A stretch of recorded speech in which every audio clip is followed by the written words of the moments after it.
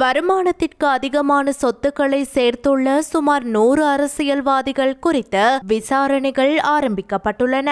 லஞ்சம் மற்றும் ஊழல் ஒழிப்பு ஆணைக்குழு மற்றும் சட்டவிரோத சொத்துக்கள் விசாரணை பிரிவும் இணைந்தே இந்த விசாரணைகளை ஆரம்பித்துள்ளன.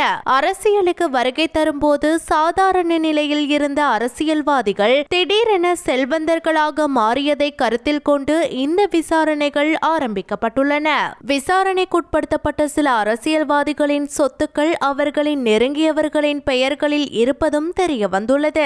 அத்துடன் இந்த சொத்துக்கள் பெயரளவில் அவர்களின் நெருங்கியவர்களின் பெயர்களில் இருந்தாலும் அவை சம்பந்தப்பட்ட அரசியல்வாதிகளால் நிர்வகிக்கப்படுகின்றமை முதற்கட்ட விசாரணைகளில் தெரிய வந்துள்ளது. குறித்த அரசியல்வாதிகளில் கடந்த காலங்களில் பாராளுமன்றம் மற்றும் மாகாண சபைகளில் அமைச்சு பதவிகளை வகித்தவர்கள், ஆளுநர்கள் மற்றும் பல உள்ளூராட்சி நிறுவனங்களின் தலைவர்களும் இருப்பதாகவும் தகவல்கள் வெளியாகியுள்ளன.